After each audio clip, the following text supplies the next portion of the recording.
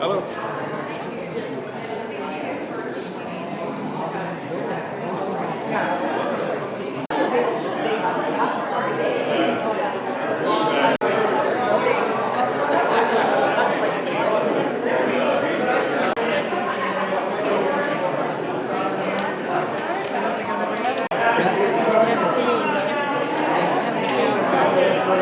Obviously, you're not doing a whole lot of walking or anything like that,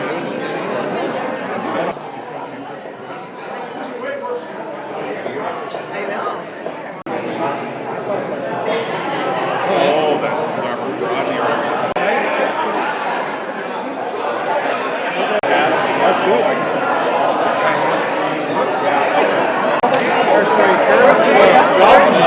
We talked to Kurt. Yeah.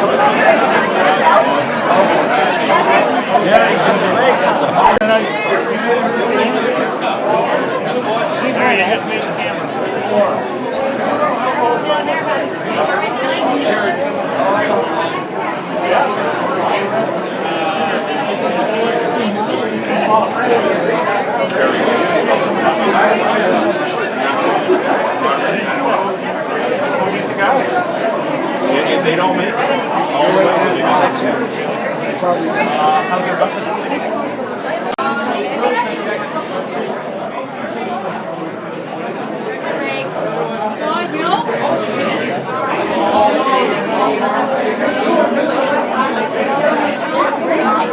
How did you get it? He didn't look after your butt. No, because he's taking care of my sister and his daughter. Don't be giving the finger, you're on camera. Remember, you're on camera. Don't be giving the finger.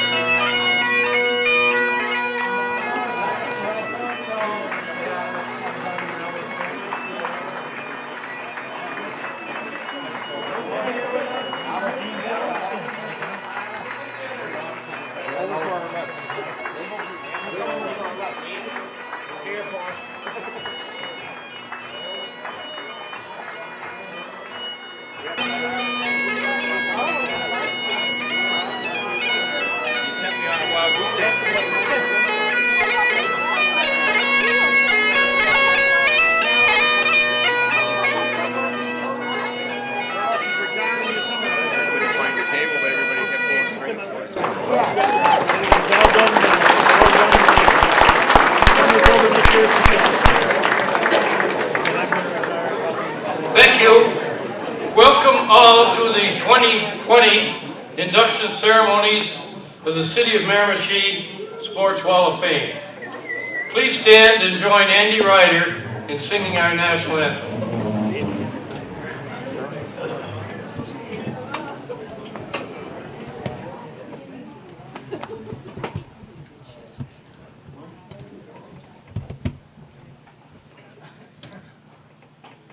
Oh, Canada, our home and native land, true patriot love in all of us command.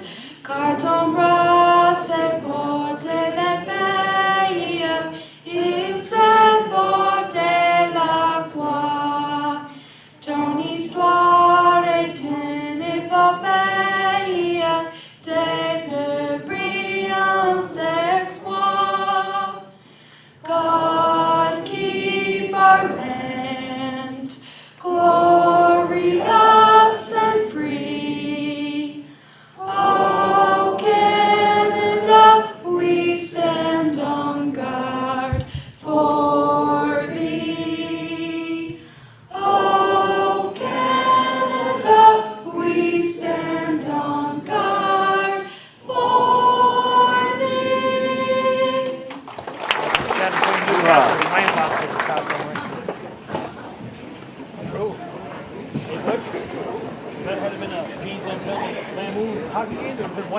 Thank you, Andy.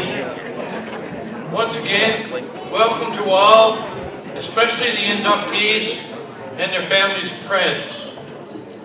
Welcome to the mayor and city councilors present, representatives of all our sponsors, to all previously inducted honored members with us tonight, and especially to those who have come from a distance for this special occasion. This is our 16th induction ceremony since the Chatham Sports Wall of Fame was revived in 2005, and the 14th for the City of Miramichi Sports Wall of Fame. With this year's inductees, the wall will have 167 members, 64 builders, 15 teams, 78 athletes, and 10 pioneers. All the individuals who have been inducted as team members are, of course, recognized as honored inductees to the wall. At this time, I'd ask you to stand and observe a moment of silence in honor and remembrance of deceased honored members. We also wish to honor committee member Joe Breen, who contributed much to our program and passed recently.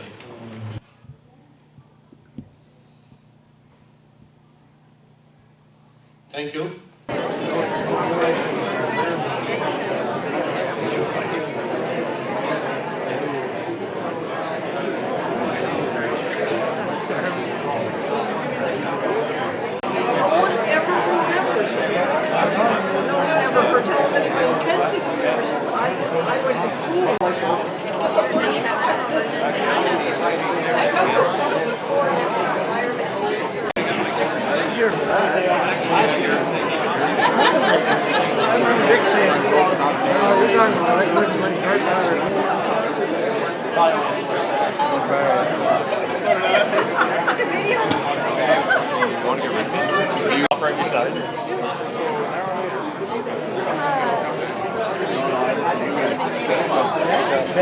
Bad boy.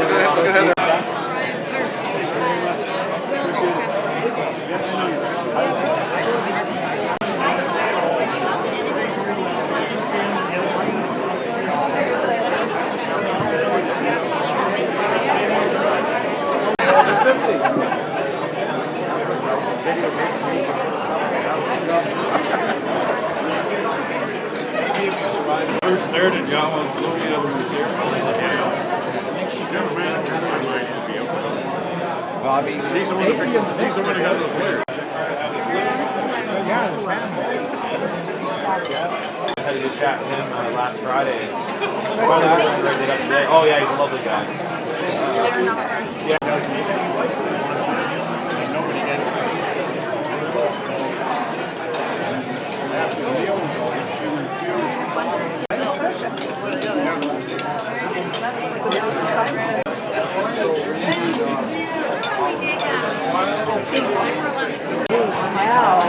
all of the baskets. And now we have, Finish up your dessert. We got a request there to get this going. There's, Terry Leggett's over here, he's got a heart problem, so.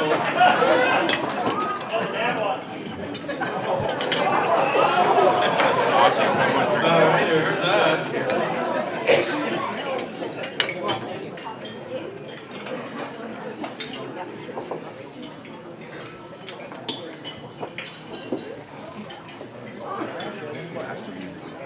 Before the ceremony begins, ask Terry Wilson of the Beaubear Credit Union to address the gathering. Terry.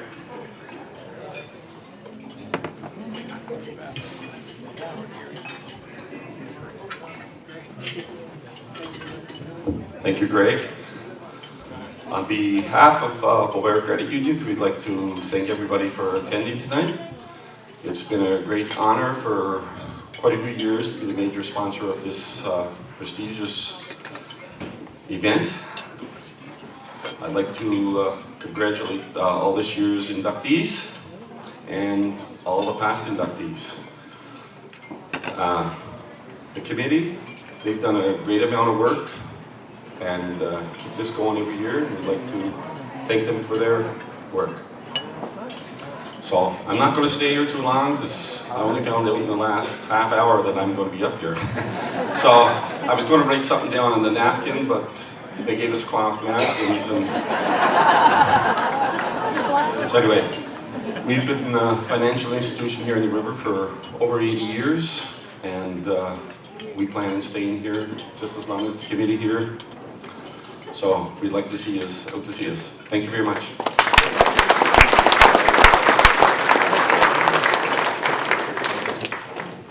Thank you, Terry, and consider yourselves our sponsor for many years to come. The Board of Directors of the City of Miramichi Sports Wall of Fame has selected 1 athlete, 4 builders, 1 pioneer, and 1 team to be inducted into the Hall. The first inductee is Gary Dunn. Gary is being inducted as a builder.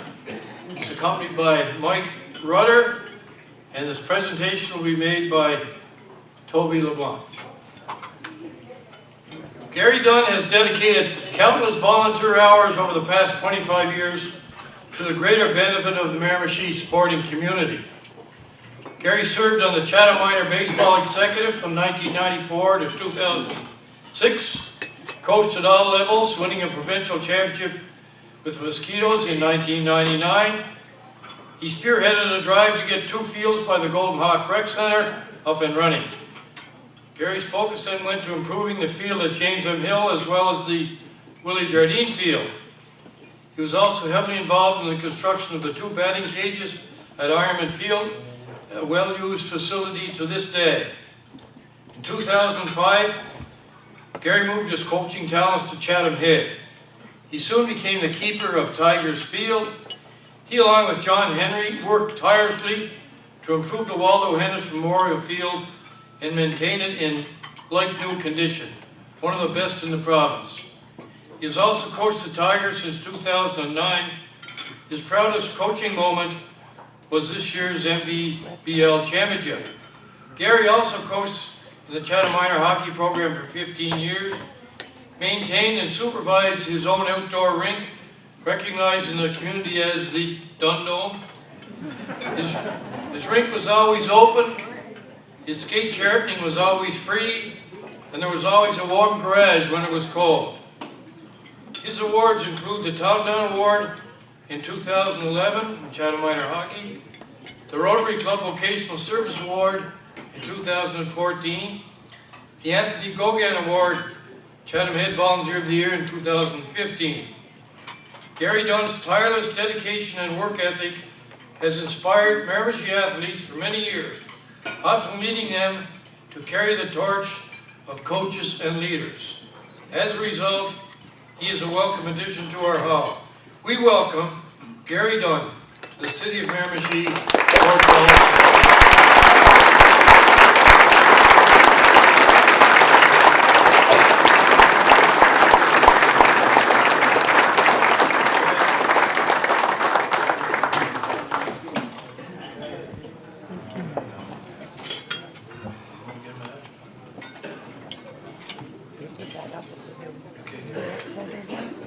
No, you're in. Aren't they? The new one.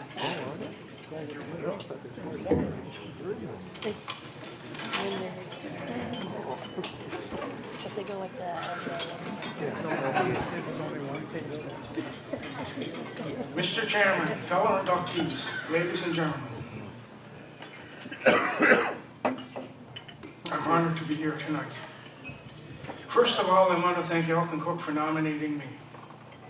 Others I would like to thank are the Miramichi Wall of Fame Committee, my wife Ann, children of Brian and Laura for their support over the years. I would also like to thank my mother Mary, brothers Kevin and Tim. Two things that remain with me from my coaching days as great people I met, also seeing the boys improving their skills, but more importantly, moving on with their lives and being successful. The Miramichi Minor Hockey and the China Minor Ball provided me with many opportunities during my coaching years. I'm very grateful to these organizations. The community of Chatham Head allowed me to help coach the Tigers and gave me an opportunity to work on the Waldo Henderson Memorial Ball Field. But most of all, they welcomed and accepted me into their community. To all the Tiger players that coached over the years, thanks for your support and making it fun for me to go to the ball. We are very fortunate to live in Miramichi with its rich sports tradition. We should be extremely thankful for the quality of life we have in this great community. 100 years from now, it may not matter how many teams we coach, but it does matter that a community may be a better place because we made a difference in the life of a player. Again, I would like to thank the Wall of Fame Committee for this honor. This has been a very special evening for me. Thank you.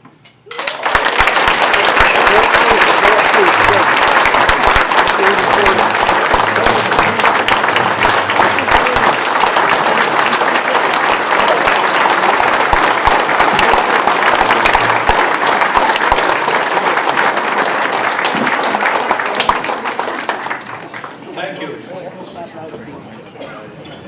Our next inductee is Ray Kukkonen. Ray is being inducted as a builder. His presentation will be done by Bunny Dempsey.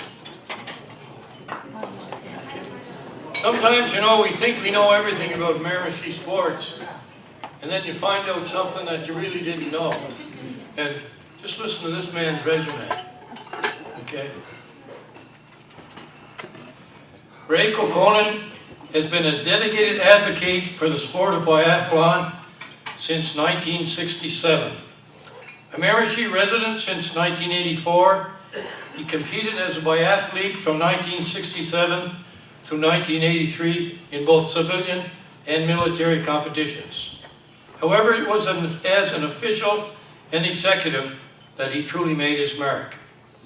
He was elected as officials chair for Biathlon Canada in 1981, a position he held for 20 years.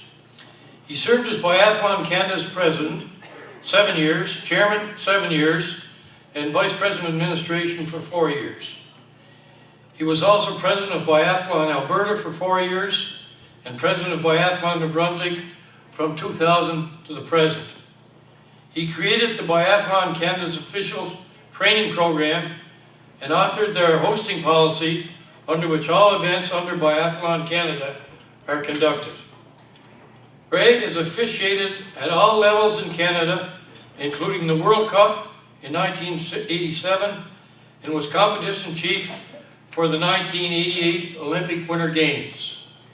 He qualified as an international referee in 1983 and was selected to the International Biathlon Union Technical Committee in 1984. He authored the IBU Modern Day Rules and his various roles in 8 Winter Olympic Games and numerous World Championships. He was also the Congress Speaker for 3 IBU Congresses.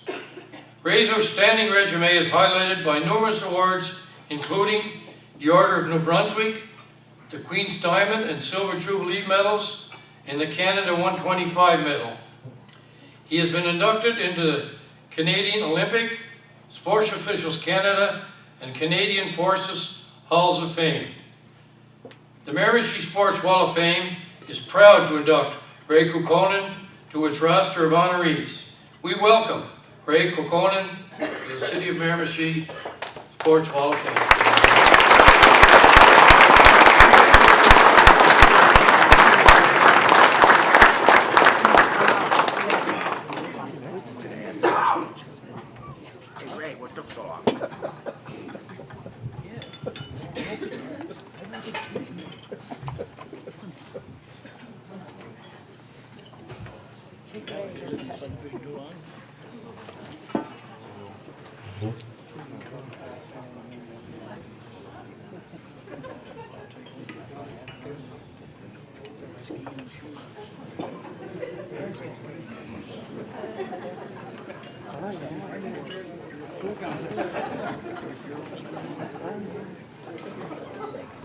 Actually, Bunny's a lot older than me.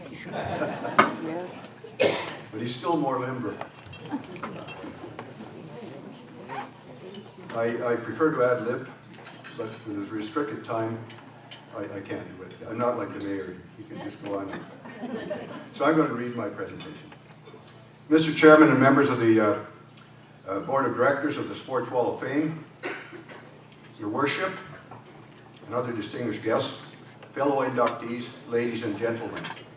It is certainly a very big honor for me to stand here as an inductee and as a relatively new mover to the Miramichi area in 1993 as opposed to 84 that my bio said.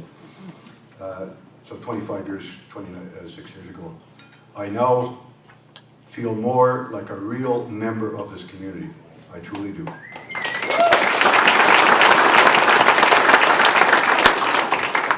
Several years ago, I attended a similar event right here in Miramichi, as a matter of fact. And when I got up to do my acceptance speech, I noticed a whole lot of puzzled looks on people's faces. It was a non-sport setting, so I was the only sport recipient of an award. And I realized that nobody knew what biathlon was. That was somewhat embarrassing, so I did a short description of what the sport is. So now I see no puzzled looks in this room, of course, but I still like to do a short presentation in order to promote my sport. So, and I'll read this part. Biathlon is an Olympic winter sport which combines cross-country skiing and small bore rifle marksmanship. There are various lengths of competitions based on gender and age, ranging from 6 kilometers to 20 kilometers. The athletes ski with the rifle on their back, and it weighs about 10 pounds, and they come and shoot at varying numbers of times depending on the length, shooting 5 rounds at 5 targets at 50 meters. The standing target, in prone or standing, the standing target is about this big, the prone target is about that big. So it's very, very difficult to come in with a high pulse rate and then try and keep steady enough to shoot.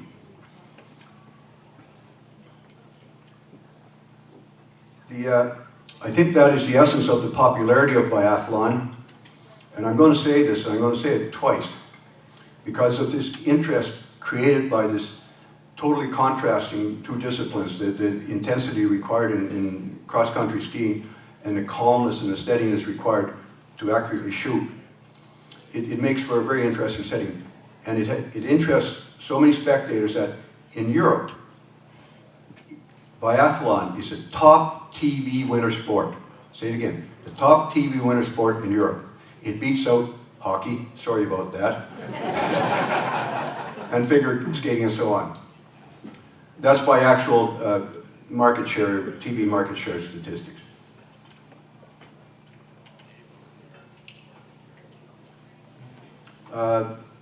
In terms of physical attendance at biathlon events, the bigger ones in like Ruhpolding in Germany and Oberhof, Germany, Lillehammer and Holmenkollen in Norway. The events, World Cup events and World Championships events draw up to 50,000 spectators, which is pretty huge in an outdoor event. Now switching to the local area, I see President Norm sitting there. We have just recently completed a club upgrade of the Miramichi Cross Country Ski Club. a $900,000 project, thanks to many people, including our mayor. And it includes trail upgrades, a new clubhouse, and a spanking new biathlon range. And we just recently, last Saturday, we held the first official biathlon competition there, and we had competitors from PI, Nova Scotia, and from all around New Brunswick, which was just amazing. Now, I want to move to the most important part of my presentation, that is thank yous to deserving people, many deserving people, and many more than I can name here. First of all, I'd like to thank my wife Shirley, who is not here because of health reasons, but she has put up with me for over 50 years, and has put up with my absences of, sometimes 6 weeks in a row in Europe, Asia, and all around North America, officiating in different events. Next, I'd like to thank my nominator, Paula Septon. I think many of you know her as Bell Alliant area manager, and she nominated me. And unfortunately, she also cannot be here tonight because she is the team administrator for the New Brunswick team attending the Eastern Canadian Championships in PEI right at the moment. And that is also the reason why we don't have very many biathlon attendees at this evening. Of course, I have to thank the board and the selection committee of the Wall of Fame for hosting this and for making the selections. Thank you. Next, I'd like to talk about my presenter, Bunny Dempsey, an old friend. I have respected him for many, many years as a fellow veteran and a really long-term cross-country skier. The interesting thing is that in 2012, I had the privilege of pinning the Queen's Diamond Jubilee Medal on Bunny Dempsey for his dedicated volunteer work. Bunny, thank you.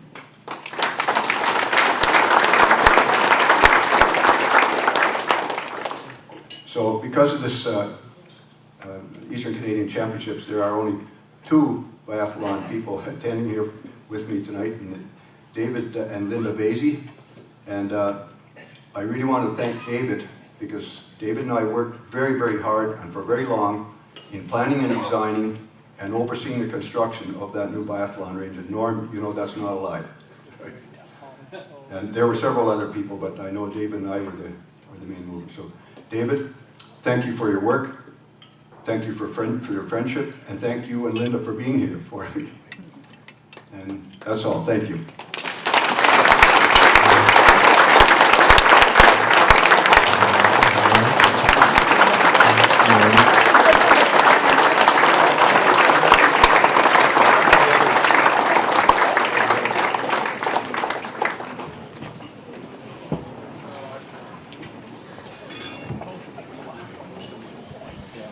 Our next inductee is James Gordon Morrell. Jim is being inducted as a pioneer. He's represented by his sons, Dave and Jim Morrell. The presentation is made by John Kopp, and David Morrell will do the response. Jim Morrell's stardom began in the original Miramichi Valley Baseball League, one of the premier baseball leagues in New Brunswick in the 20s and 30s. He quickly became the most outstanding pitcher in the league, leading the Newcastle team to a provincial championship in 1931. His skill in the field and with the bat made him an adversary to respect, even when he wasn't pitching. His career was interrupted by World War II, and he enlisted in the Canadian Army and served with the North Shore Regiment.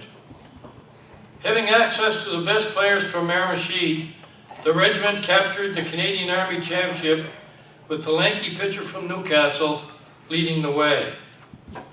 On his return from the war, Jim continued his excellent career as a cornerstone pitcher for senior teams across the province. He led the powerhouse St. Stephen team to a maritime championship in 1938. Jim founded Little League Baseball in Fredericton in 1954, serving as league president for 5 years, while also coaching his team to 6 city titles. One of his lasting legacies is his founding of Home Plate, which has become the social center for the Brunswick Sports Hall of Fame induction ceremonies. Jim was inducted in 1971 as a member of the St. Stephen St. Croix Miramichi Championship team. In 1964, the City of Fredericton named the field Morrell Park in honor of his contribution to Little League Baseball. Jim Morrell is a welcome addition to our wall. We welcome Jim Morrell posthumously to the City of Miramichi Sports Hall of Fame.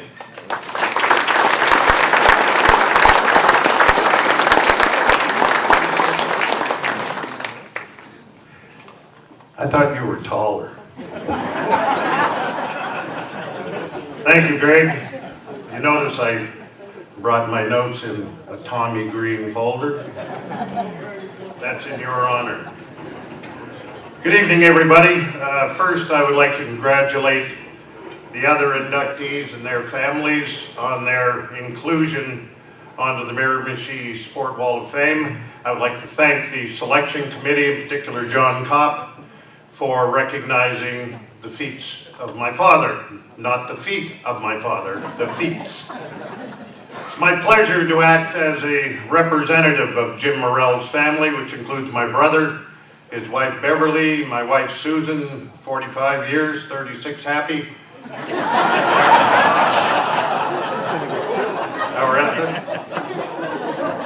go there.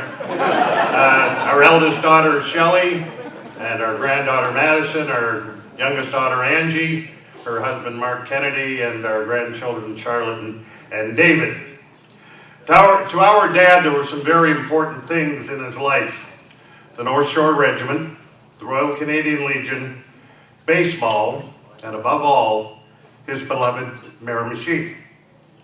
The first Morrell to arrive on the Miramichi was Hugh Morrell from Ballybay, Ireland in 1824. Dad came from a farm family of 10. The family homestead was on the King George Highway, just down from Ozzy's Esso and Ned Russell's farm and the Bowie School. With the death of Lois Martin here in Chatham a year ago, the line of Morrells on the Miramichi ended. Dad's sport was baseball. He worked in the woods all winter. He was hard as nails, and he played baseball in the summer. The submarine pitch was his trademark. Newcastle teams in his day played at Farrell Field, which was behind what is now Harkins Middle School. It was just a pasture, and literally there were cows in the outfield when you played, which is something to think about. Dad was in his mid-30s, or mid-20s rather, when the Depression hit in the 30s. It was tough times. It was 50 cents a day to work in the woods. And at that time, maritime baseball teams often imported players, especially people who could pitch. And Dad became an arm for hire. He played all over New Brunswick. He said he could make more playing baseball in the summer months than he could working all winter in the woods, and it was warmer, and it was more fun, and it was a whole lot easier. Playing in St. Stephen with the St. Croix, my dad met our mother, Vesta Weber. She was the daughter of the St. Croix team treasurer and chief organizer, our grandfather, Len Weber. The two of them, Len and my dad, were inducted together into the New Brunswick Sports Hall of Fame in 1971. Our parents were married December 28, 1940. 7 months later, Dad shipped overseas with the North Shore Regiment and came back 5 years later. He lost a lot of his friends, and he never forgot them. Along the way, while still in England, the North Shore Regiment played in the Canadian Army Championships.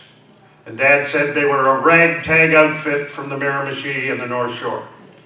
There were 12 or 14 of them. They had no uniforms, but he said, boy, could they play baseball. And they did. And Dad pitched a two-hitter to beat a BC regiment in the final at Wembley Stadium. After the war, our parents settled in St. John. Jim and I were born there, and we don't tell anybody that. Just so you know. It was on to our childhood home in Fredericton in 1949. Dad started the Fredericton Little League in 1953. He built a field at the racetrack, and later on Waterloo Row by the river, now called Morrell Park, an honor bestowed by the city. of which Dad was extremely proud. It had a grass infield, dugouts, fences, and no cows. And among hundreds of other kids, a guy by the name of Bev Bonds started his baseball career on that field. Growing up, we lived in Fredericton, but home to Dad was always the Miramichi. Newcastle was a frequent stop. I remember Art and George Stothard and their store on the square. Dad talked about going to the Bowie School and Harkins Academy. He reminisced about working at Sinclair's Mill. Dad spoke of working in the family 150-acre woodlot, skating on the river and fishing in Browns Brook. And he told of listening on his crystal radio to the Boston Red Sox and Yankee games on the family porch. Our dad would be very honored to be here tonight to be inducted onto the Wall of Fame in his beloved Miramichi. So on behalf of my brother and I and our family, a most sincere thank you to all of you and the selection committee for this tremendous honor for our Miramichi Day.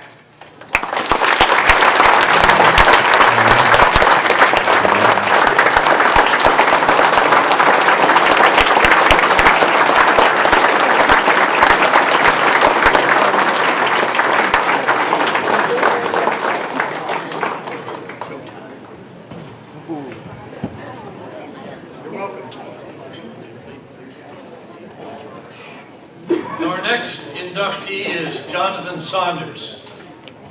John has been inducted as an athlete, and the presentation is made by Ken Martin.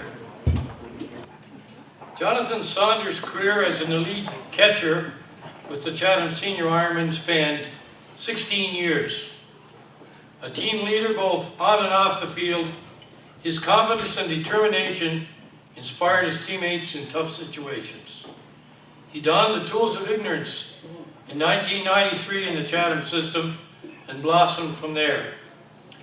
He was the Midget Ironman MVP the next 2 years and was named to the Brunswick Selects team. In 1997, as captain of the Brunswick Canada Games team, he was named to the Brunswick Player of the Year. Despite these impressive credentials, it was his play as a senior Ironman that really stood out.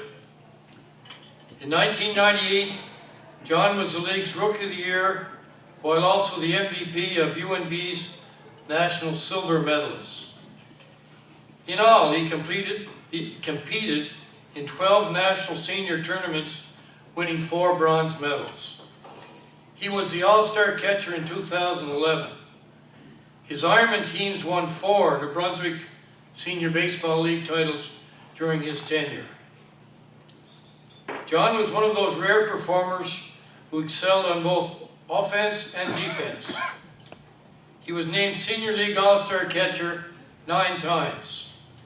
His career batting average was .306 with 56 home runs and 301 RBIs. He is in the Ironman all-time top 10 list in several categories, including number 1 in RBIs. He was also named the Brunswick Senior Baseball League Defensive Player of the Year 6 times. John was placed on the Chatham Ironman Honor Roll this year. John has given back to the sporting community since his retirement. He's coached hockey and baseball since 2013 and spearheaded the Nordine Outdoor Rink revitalization in 2017. It is evident that Jonathan Saunders is a worthy and welcome addition to the Miramichi Sports Wall of Fame. We welcome John Saunders to the City of Miramichi Sports Wall of Fame.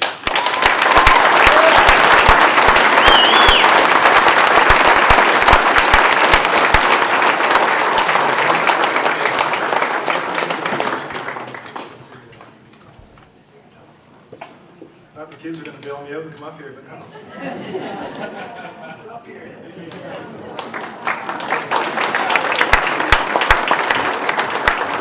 Linus had his blanket, and I got 2 kids. Good evening, ladies and gentlemen, and Terry Leggett. Thanks so much for coming. Before I get started, I have to offer a slight disclaimer. I was speaking with the kitchen staff, and they warned me that there was a lot of onions in the kitchen, and if somehow my eyes became watery, it was only due to the onions. To be honest, when I was notified of my induction, I was instantly overcome with three emotions. The first and most important was a sense of pride and accomplishment. I was truly honored and humbled. Secondly, I questioned whether or not I was deserving. Third, I'd be lying if I said I wasn't a bit concerned about having to prepare a speech. But since I'd have 2,160 hours to worry about that part, no big deal, right? Thus, it became essential for me to establish a plan to overcome this fear. I figured I'd go with the old faithful strategy of visualizing everyone in the room naked. But when I saw my lifelong buddies Patty Quinn and Jason Sproul in attendance, I knew this was not a viable option.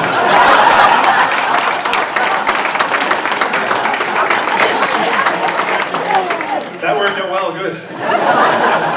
All jokes aside, I'd like to say what an extreme honor it is to be standing here in front of you, receiving such an amazing accolade. I would also like to offer sincere congratulations to my fellow inductees. It's a pleasure to be sharing the evening with you.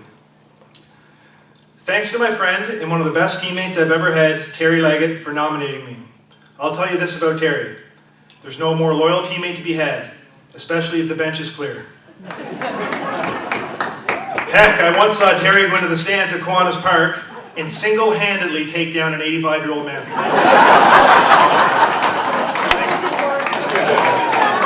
I was right behind you, buddy. Also, thanks to the Miramichi Sports Wall of Fame board members for deeming me worthy of such an honor. I'm appreciative beyond words. As a young boy growing up in South Nelson, I was not unlike most boys from the Miramichi. I loved to play ball. Since there weren't too many other kids around my age, my dad, brother, and Will Doyle can attest to the countless hours we'd spend in the backyard, ripping line drives into the family garden, and endless variations of ball we played during the summer. Christ, we killed more vegetables than the raccoons did.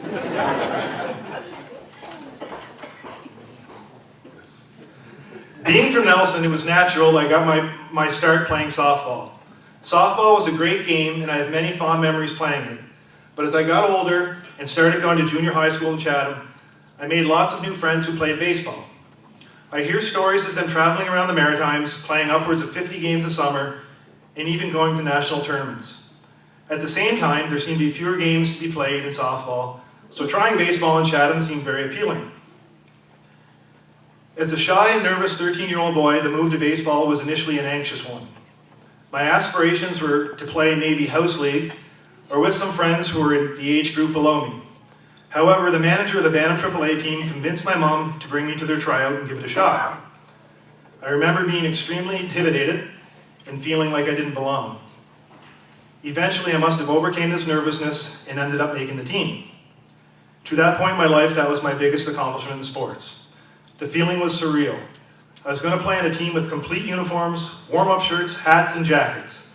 I felt like I'd made the pros. That was my big league moment. To this day, I'm truly grateful to Mike Sproul for seeing something in me and giving me that opportunity. I guess chubby little second baseman with silky smooth mitts that hit bombs were hard to come by. A modern day Jose Altuve, without the buzzer, of course. In the same breath, I should thank the fine folks at Ed Subs for allowing me to use their facilities before every practice and game that summer. I guess the nerves were around even back in the early years. I have many people to be thankful for, those of whom have played a great role in me being here. Thanks to my mom and dad for the countless hours and sacrifices you both made, carting my brother and I around the country to play the game we loved. I'm forever grateful. And I know Mom would be extremely proud of her boy tonight. Dad, I used to wonder why you guys didn't have all the expensive toys and gadgets, the best of furniture, or go on exotic trips. Now I know. Thank you.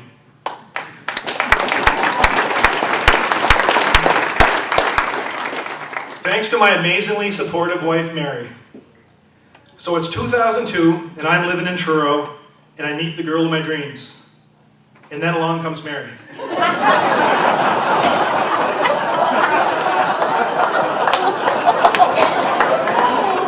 Everything is going great, but as May approaches, I let her know.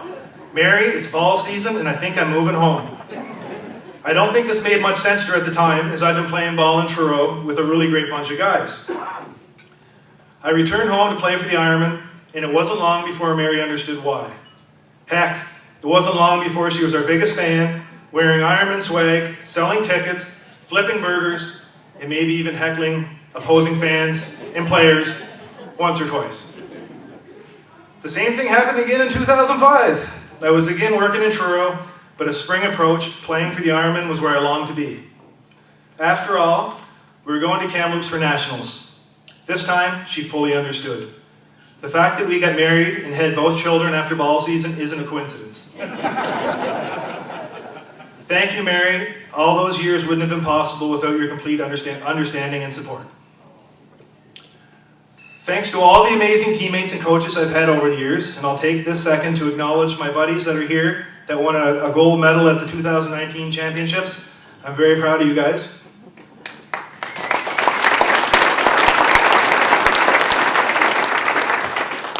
Special thanks to Greg, Daryl, and Ronnie for making baseball so easy to play. All we had to do was show up. We were so fortunate to play in such an amazing facility and always had the best of the best equipment. The Ironmen are a pro organization, and there's so many others to thank, especially all the foot soldiers that worked tirelessly behind the scenes so we could just play.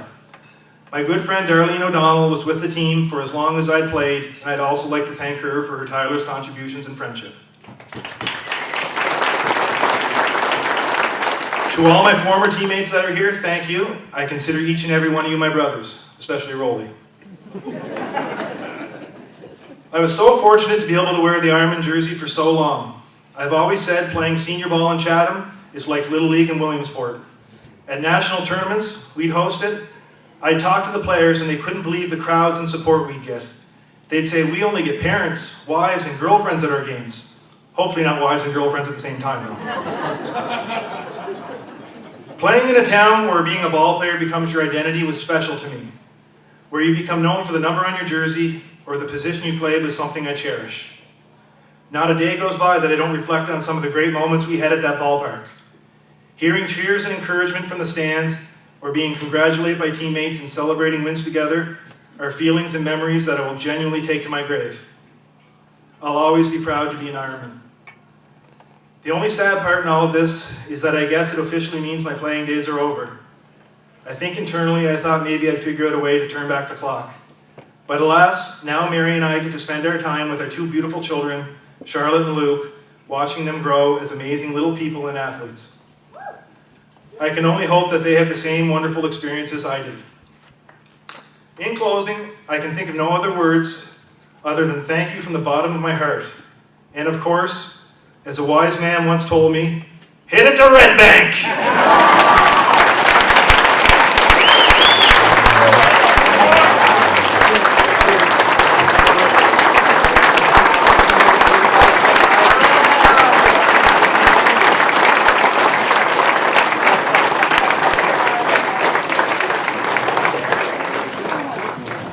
It's entirely possible that once or twice John did it at the Red Bank. And speaking of wives and girlfriends, the next, no connection. I'll start over. This is a new one. The next inductee is Gerald Smith. Gerald has been inducted as a builder. His presentation being made by Norm Brown. Gerald's daughter, Mary Ann Smith, will respond on behalf of Gerald. Gerald Smith has dedicated a large portion of his adult life to ensuring that Miramichi families have the opportunity to participate in the life sports of hiking, mountain biking, and cross-country skiing. Perhaps his greatest contribution came in his leadership in designing and creating the hiking and biking trails at French Fort Cove, providing 4 seasons of outdoor sports for Miramichiers. Gerald arranged a lease of land from the Noranda Company, developed the French Fort Cove master plan, and organized volunteers to assist in trail cutting and bridge construction. After seeing what had been accomplished, Noranda deeded the land to the city of Miramichi in 1995. That year, Gerald also founded the Miramichi Mountain Biking Club and served on its executive for 15 years. Gerald was also a cross-country ski enthusiast and his contributions to that sport were extensive. He was an executive member of the Miramichi Cross Country Ski Club for 30 years, 4 as president. He gave adult ski lessons for 29 years, coached the competitive team 6 years, and was assistant provincial team coach for 2 years. He was twice awarded the Dr. Gupta Award for outstanding service to cross-country skiing. He was a driving force in the design and extension of the ski trails at the Nelson Club, some of the best and most diverse in the Maritimes. He was instrumental in working with UPM Kimini to construct 4 kilometers of lighted trails enabling after-dark skiing. Gerald Smith's efforts have left a lasting legacy for the enjoyment of Miramichi, future generations of Miramichiers, making him a welcome addition to the Miramichi Sports Wall of Fame. We welcome Gerald Smith to the City of Miramichi Sports Wall of Fame.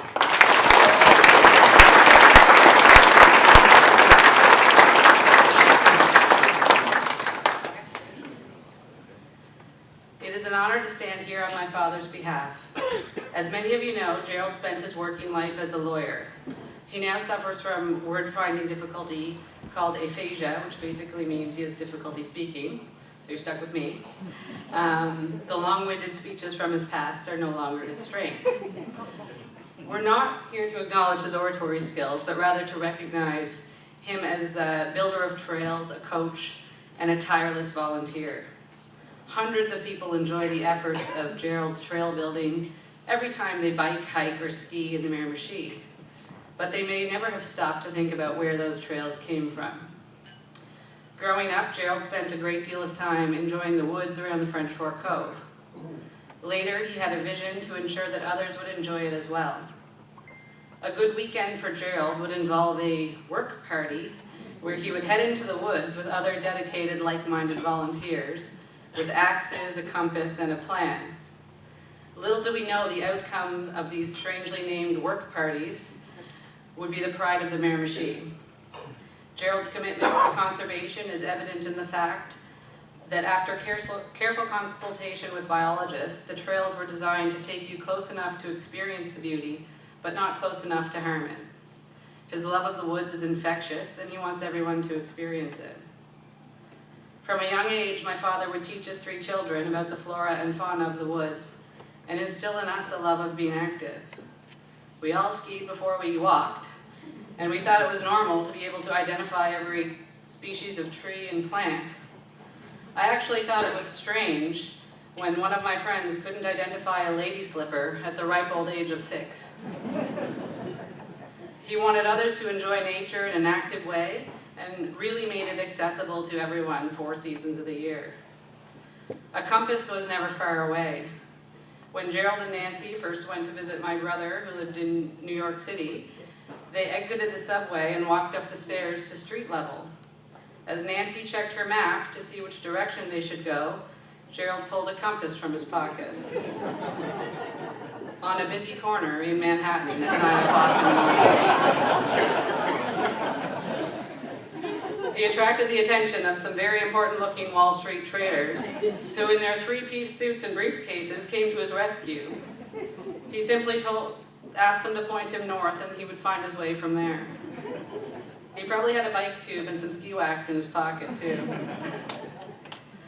I recall being home, I live in Newfoundland, so I recall being home at the grocery store a few summers ago, and a friendly woman stopped me. I had no idea who she was, and she couldn't wait to tell me how my dad taught her to ski with great patience and kindness.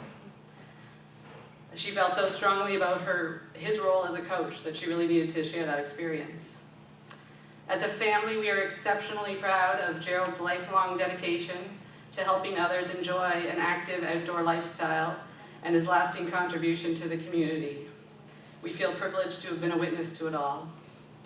On behalf of my father, Gerald Smith, I would like to thank the Miramichi Sports Wall of Fame for this award and the acknowledgement of his role as a builder. He is humbled and very honored to be inducted.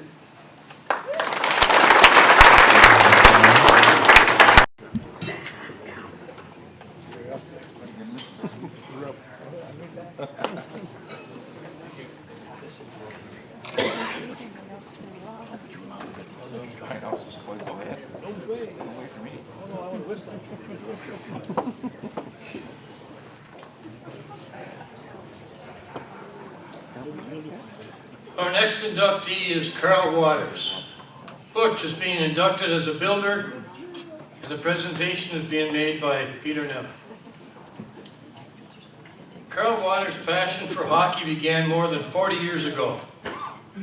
He has continually juggled his home and work lives to accommodate this passion. Hockey has brought him around the globe to places like Iceland, India, Mexico, and Australia. Butch was an accomplished defenseman during his playing career, plying his trade for such New Brunswick senior teams as the 1986 Hardy Cup champion Miramichi Gagnon Packers and the Bathurst Alpines. He also played senior hockey in Nova Scotia, Newfoundland, and Australia. His coaching career began in Miramichi in 1993 as head coach of the Pee Wee AAA Beavers. In ensuing years, he advanced to the Bantam and Midget AAA programs. In 2000, he coached the Brunswick Boys Under-17 Program of Excellence. In 2001, he took his skills to Iceland, became assistant coach of that country's 2001 national team. His contribution to ladies hockey began in 2004 as coach of the James Mill team and head coach of the Brunswick Ladies Program of Excellence. In 2005 and 2007, he was the assistant coach of Team Atlantic. In 2008, he became the head coach as well as the director of hockey operations. He coached the Miramichi Rivermen from 2010 to 2013. Since 2014, he has coached with the Miramichi Timberwolves. He recently has taken on the role of head coach of the New Brunswick Under-18 Aboriginal team. Butch has completed countless coaching certifications, including level 1 and 3 theory instructor. He has taught as a number of prestigious hockey schools and served on many hockey-related boards. He is also refereed since 2004. It is the Miramichi Sports Wall of Fame's pleasure to induct this true student of the game.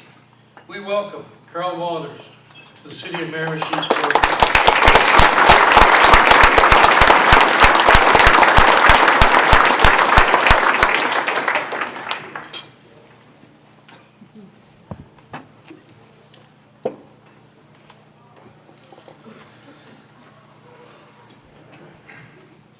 Oh, there's some tough acts to follow. Not having met Mr. Kokanen, I got one thing to say. What took so long? Mr. Morel, I spent some time my early teenage years living just above Bowie School and played ball in the pastures and behind my house. And recently received a photo from my cousin in Nova Scotia of my grandfather coming back from a baseball game in not far from Yeeps Battlefield with the North Nova Scotia Highlanders. There were a group of guys walking back with bats and gloves over their shoulders, heading into battle. Shortly after that, he was wounded in the Battle of Yeeps. So we just a short time tonight, there's connections being made. So it's good to see that. 100 board members, guests, and fellow inductees, congratulations to my fellow inductees.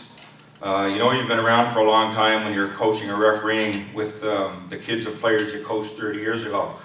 Michael and Ian back in the corner, you're two of the guys I'm talking about, and now working with your sons on the ice, either in clinics or refereeing, and it's nice to stay involved with the young people.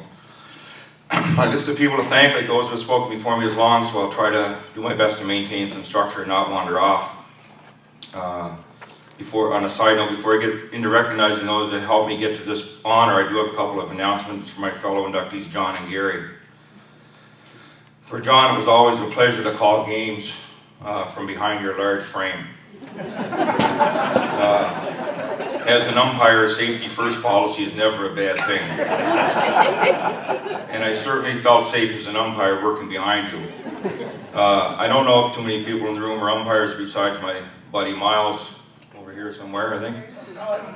But There's a term we use called the slot, and it's where they want us calling pitches from. And the slot requires you to move in the extreme inside part of the plate as far as you can to get the best view of the pitch that you can possibly get. And when you're working behind a guy of John's stature, there was times when I felt like I was halfway to third base trying to make a call on a right-handed pitcher. I just had to keep pushing over.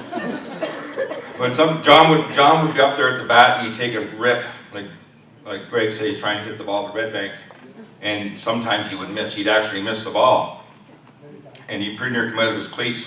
And then he kind of dust himself off and he'd look down and pretend he wasn't talking to me, and he'd put his batting gloves on and say, "Was that a strike?" And I said, and whether it may have been high, low, inside, or outside, my answer was always yes, because I wanted you to rip at it again so I see how far you could hit it. For Gary, during my last game at first base in Chatham Head last summer, I noticed a couple of blades of grass that were longer than others. You may want to get on top of those early in the spring. I always appreciated refereeing when Gary's teams were playing because I knew there would be a low risk of any behavior or discipline problems.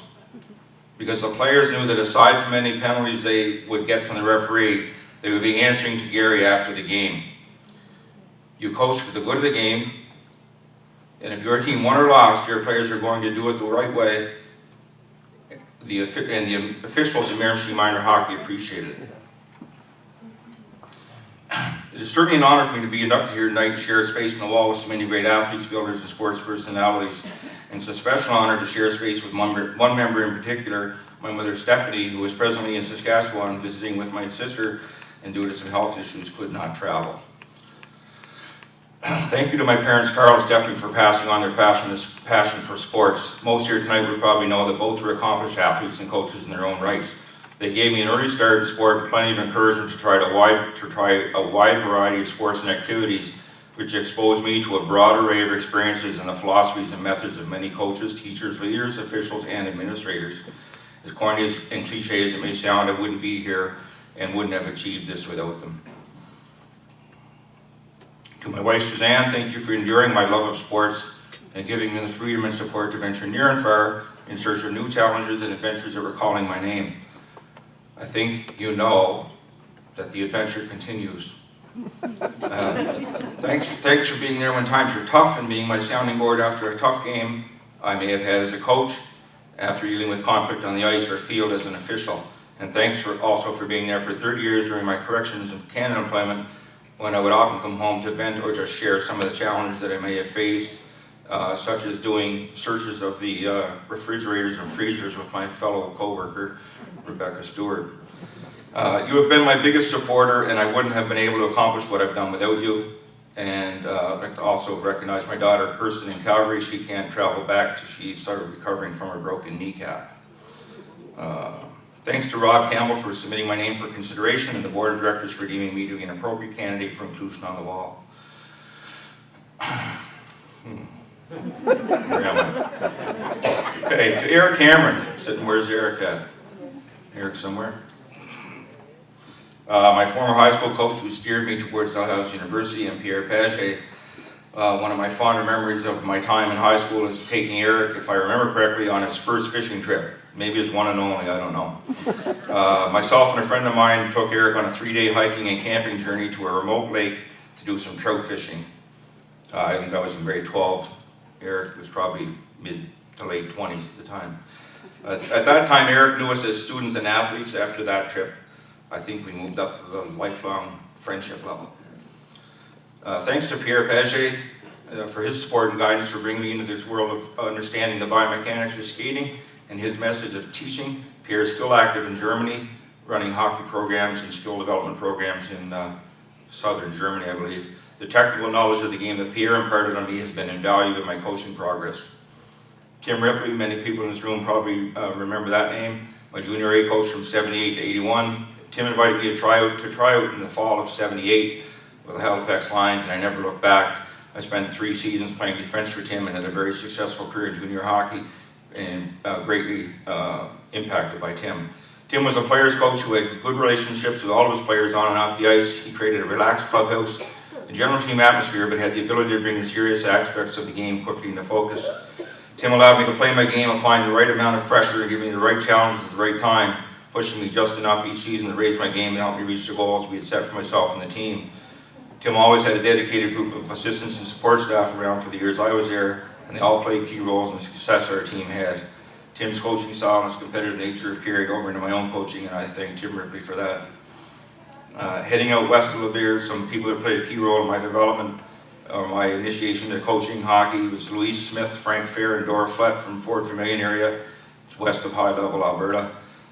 Together during the 85-86 season, we built a team made up of Cree, Métis, and non-native boys who would go on to win our elimination tournament to become the first team to represent Alberta at the Arctic Winter Games that year held in Whitehorse in 1986. Over the years, I've spent time on the board of directors for Miramichi Minor Hockey and various hockey New Brunswick councils where I had the good fortune of working with in different capacities. Two legends in their own right who have done much to advance hockey on a local and provincial level are Harold Flieger and Paul O'Hara.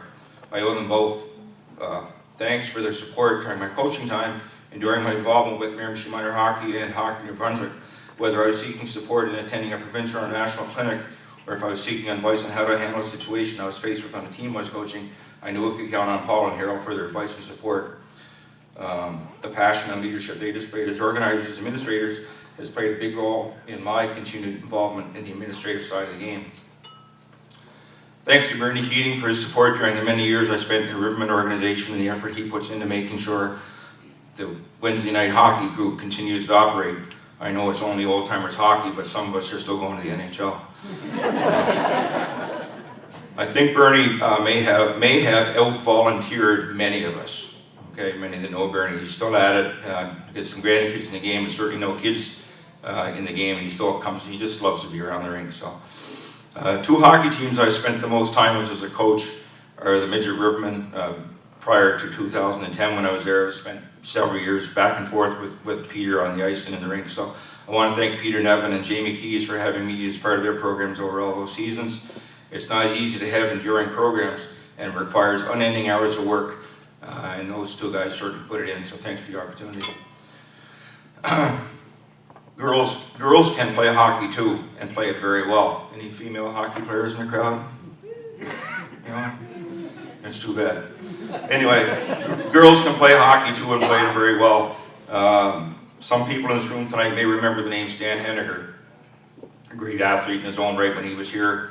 His granddaughter, Jillian Saunier, will be competing soon with Team Canada in the Ladies World Hockey Championship tournament being played in Halifax and Truro later this spring. So I thought that was a little note of local interest. I coached Jillian for a couple years with Team Atlantic.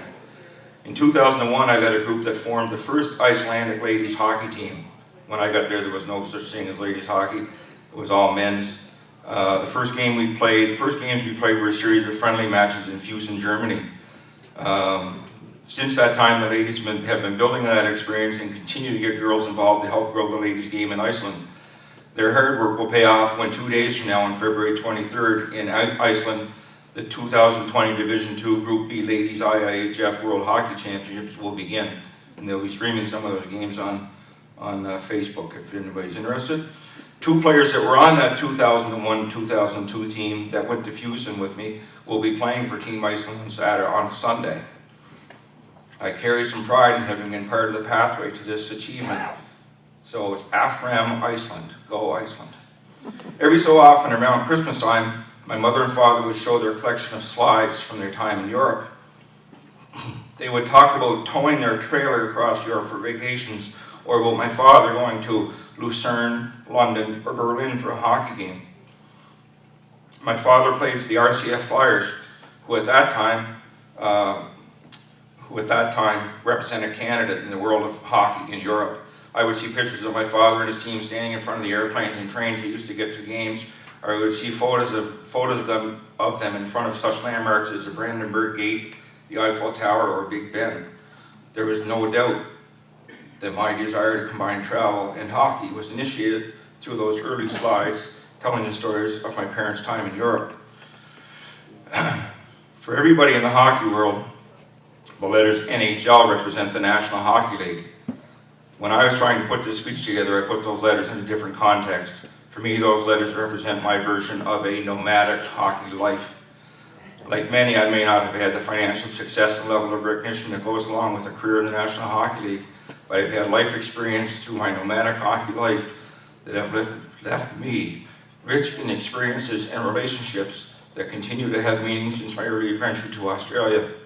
Since that early journey in 1984, I've had the good fortune of coaching or teaching hockey on 4 continents, in 7 countries, and have been able to crisscross Canada several times. My travels through hockey have allowed me to see and do things that I most likely would never have done without the connections formed through it. Swimming the Great Barrier Reef, goose hunting along the Peace River, soaking in a natural hot spring in Whitehorse, walking the floor of a volcanic crater in Iceland, or visiting ancient Mayan ruins in Mexico City, or living with Muslim and Buddhist families of the Himalayas. These are just some of the highlights I've been able to take from my hockey-related travels.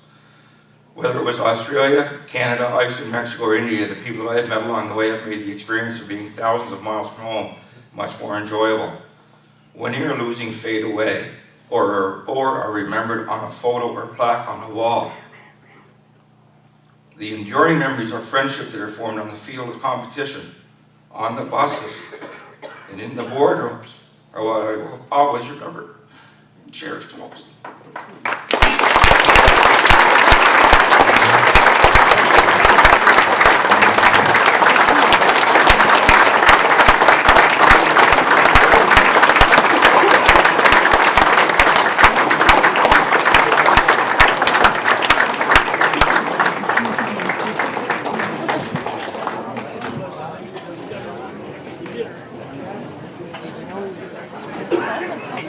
As we prepare for this last group, I'd ask the people to my right to give lots of room because among them, Miles Brito has to find his way up here.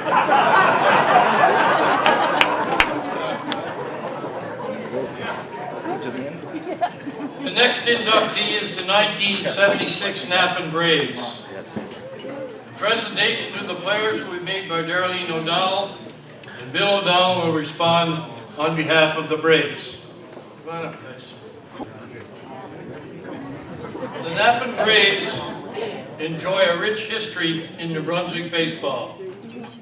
Originally formed in 1959 as the Lumberjacks, the team took on the Braves moniker in 1962 under the direction of Bill O'Donnell. The team went on to become the heart and soul of the community, winning their first Intermediate B title in 1964, as well as 11 straight Miramichi Valley championships from 1966 to 76. The 1976 Braves were the strongest of these teams, sporting an outstanding 44-4 overall record. They were solid on the mound, led by their ace, Walter Voth, and possessed a powerful lineup. They were young and fast and featured an airtight defense. In the provincial final, the team rallied from behind in the 9th for a walk-off win. At the Atlantic final in Basin Inn, Jerry Hackett pitched 18 straight innings, defeating the host team 8-0 and PEI 10-1. Walter Voth then fashioned a 2-hitter to win the final 12-2. Looking over the character of the players on their roster, it is easy to see why this team was successful. The team was self-supporting, with the players always pitching in to raise operating funds. Most continued to support baseball following their retirements. Team members included Bill O'Donnell, Lester Hardy, Tom Hanna, Bruce Hanna, Keith Cowan, Walter Voth, Francis Dixon, Floyd McNaughton, Ian Fleeker, Ken Cripps, Jim Matheson, Brian O'Shea, Miles Brito, Pat Votor, Gary Votor, Ed Votor, Ken Hackett, Jerry Hackett, Jimmy Hackett, Mike Hanna, Stephen Cowan, and David M. Holmes. We welcome the 76 Napan Braves to the Miramichi Sports Wall of Fame.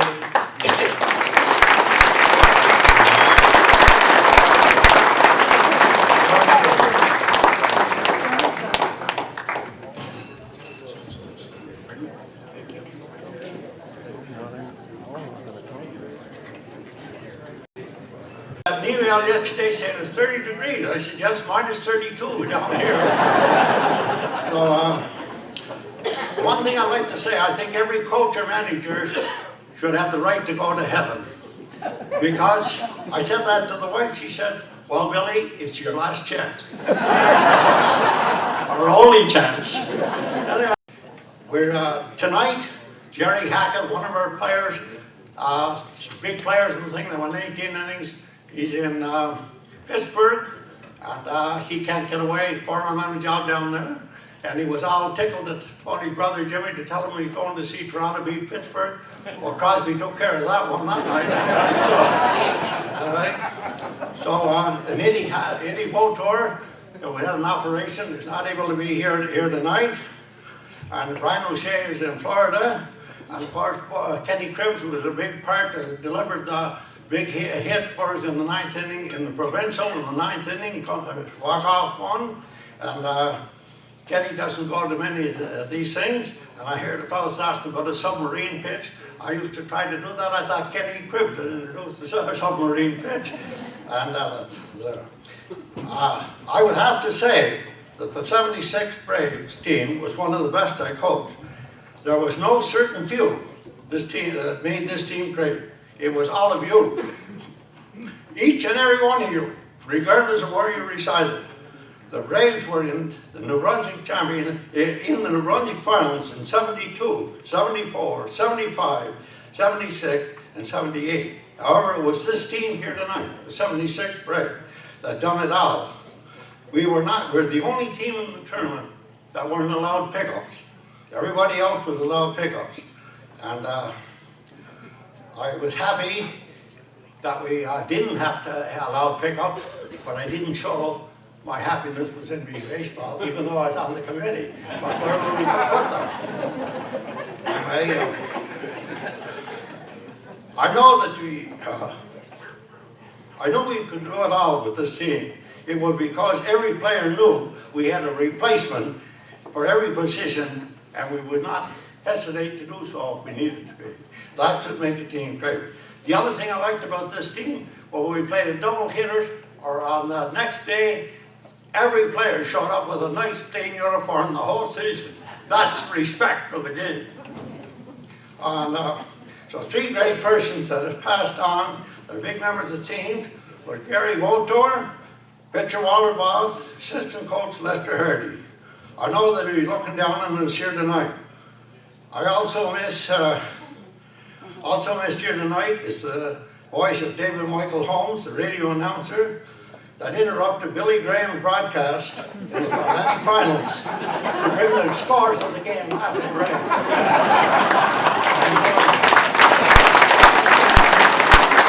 I couldn't get a hold of David Michael Holmes. We tried everywhere, we didn't get a hold of him to announce to him that we'd be at the National Hall. And you know what? The umpire from that game came with a case of beer. Nobody gave Billy a case of beer from the umpire. But I'm glad they liked Billy Alonso so much because Miles Brito and Phil Marler become umpires after playing for me. That's how they liked the game. Is that right, Miles? You're straight, Laura.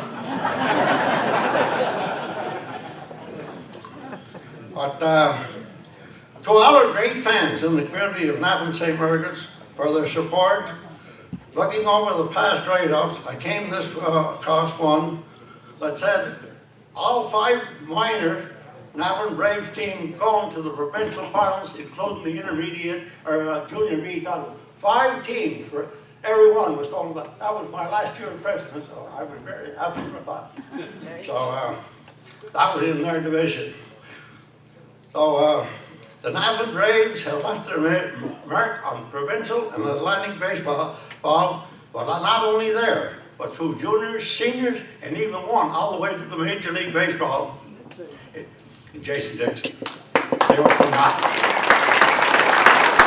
And he's the only player in baseball that won his first game in the majors against the New York Yankees and made the All-Star team. That's quite a feat. And a lot of people might realize that most of my time was spent in Navan. But 1986, Navan Braves didn't have a team, so Brian King come over. Well, we'd go to Douglastown. So Brian and I, and we had a good team over there in Douglastown '86. We finally lost. But then I was on the Ironman committee, and Eddie McDermott was coaching. And then he got ejected or something happened like that anyway, and they gave him 3 games off. And so I took Eddie's place. Not many people knew that. And, anyway, they were on the rebuilding thing, and I think I had, first time I had a losing record, 1-2. But I know that many of you might have seen on Facebook, is the new Miramichi Valley Trophy, not new at all, 1924. Now we put a new base on it. I think I showed it to Greg. We're looking for names. Anybody got it? I get some off that book here, I think, tonight, to try to get the names on that. And congratulations to Gary Dunn and Chatham McDaggers for bringing it back and having the new renovation. It's in the Sullivan Hall in Chatham. So we hope they will display that at the Old Timers thing and invite the Galvin family who would be glad to be there. So, and at least Sonia and them will see that. So to all the players and everybody else, no doubt we'll talk about those things, talk about a few refreshments tonight. And, you know, to our sponsors over the years, Alpine, the Ambassador Tavern, you know, the Ambassador Tavern closed after we let down and stopped drinking.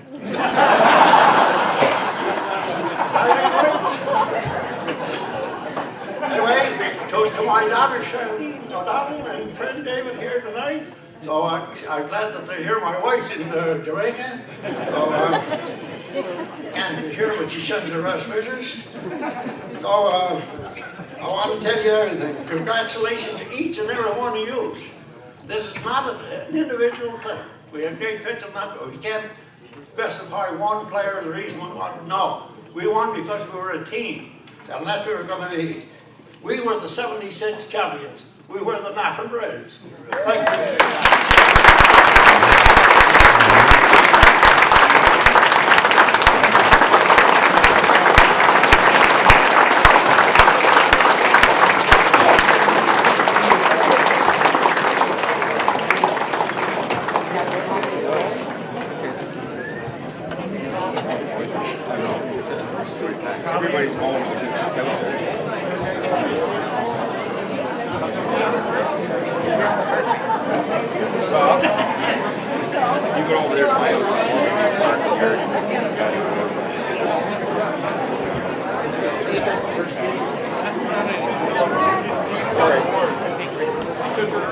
Just as we wrap up the evening, I have a couple of announcements.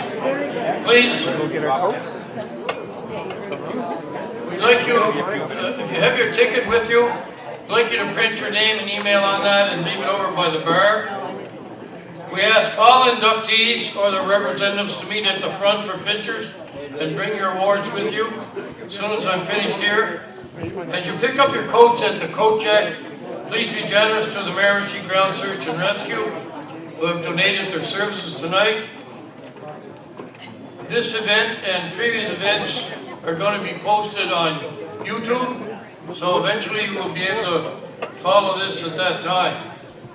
Just one other thing, okay? We frequently get questions about why somebody is or isn't in the Wall of Fame, so that you're clear on the procedure, okay?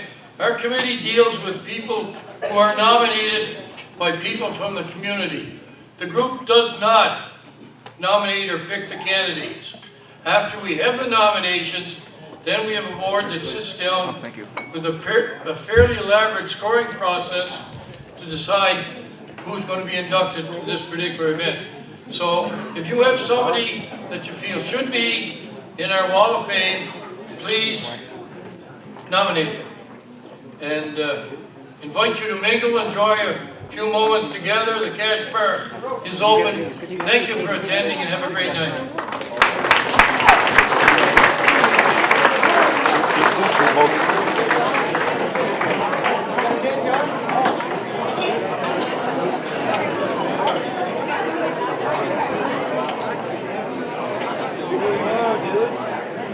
Yeah, for 30?